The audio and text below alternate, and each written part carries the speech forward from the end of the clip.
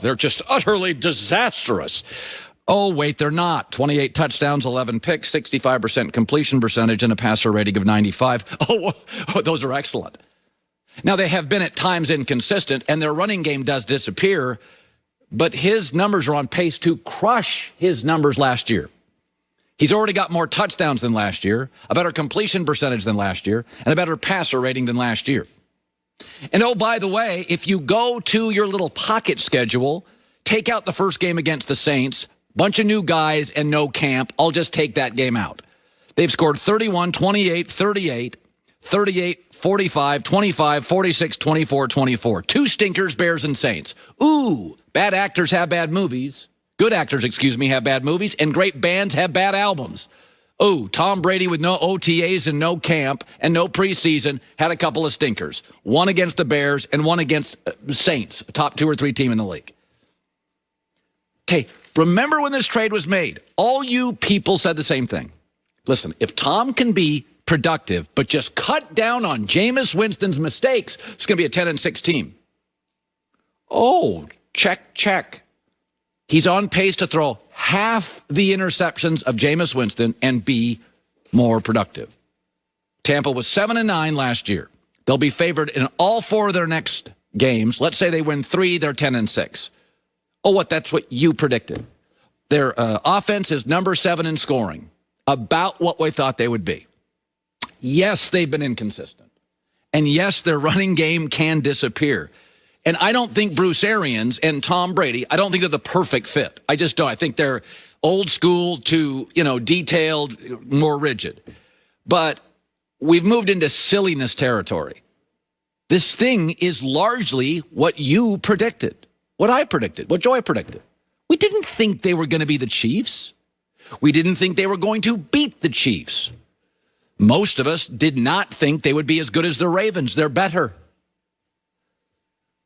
We didn't think they were going to go 13-3 like Green Bay. Many of you thought I didn't. Many of you did.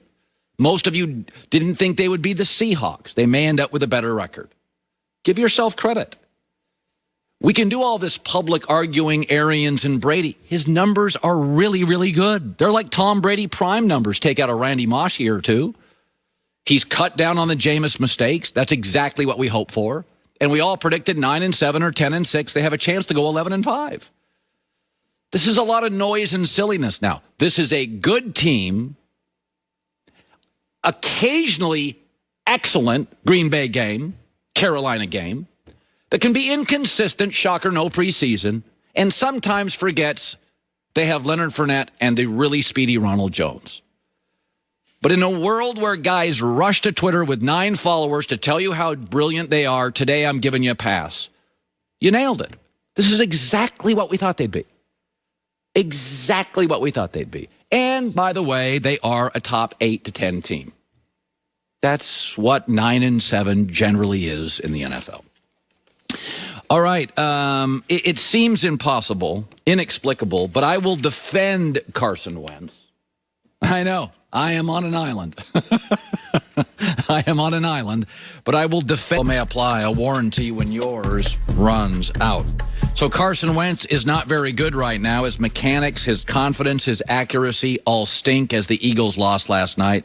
25 of 45, 2 TDs a pick, a passer rating of mid-70s. Not very good, very backup-ish. I'm going to do the virtually impossible because I think it's very possible and defend Carson Wentz. He signed a big contract. Howie Roseman, the GM, signed him to a big contract. And there was some risk involved. He was young, it was expensive, and he had injuries. So let's start with that. But I defended it, and I still do today. Why? It's very easy this morning to wake up throwing pots and pans. Let's go to Carson Wentz right before the contract was signed. So what was his trajectory like? Year 1, passer rating, 79. Year 2, 101. Year 3, 102. Oh, my. That's an A quarterback. He's getting better. His completion percentage went from 62 in year 1 to 69. Oh, my. His passing yards a game went from 236 to 253 to 280. Oh, my, he's getting better. That was the trajectory. Then he signed it. And here's the following year. 27 TDs, 7 picks, 4,000 yards, 64%, 9-7 throwing to deck chairs and scout team guys. And now you're all bailing. I'd like to remind you he's missing his 2 top offensive linemen, a Pro Bowl tackle and a Pro Bowl guard. Andre Dillard, Washington State left tackle, drafted last year, hurt not playing. Zach Ertz, tight end out. Alshon Jeffrey, receiver shot. And Jalen Reagor can't separate. Other than that, it's just rainbows and birds chirping. I don't know what's wrong. Does he have a backup quarterback complex? There's a statue of Nick Foles outside the stadium, and they drafted Jalen Hurts in the 2nd round. And he's the only starting quarterback in the league that's asked about his backup every single week. Carson Wentz last night asked about his backup, asked about quarterback, asked about starting after the game.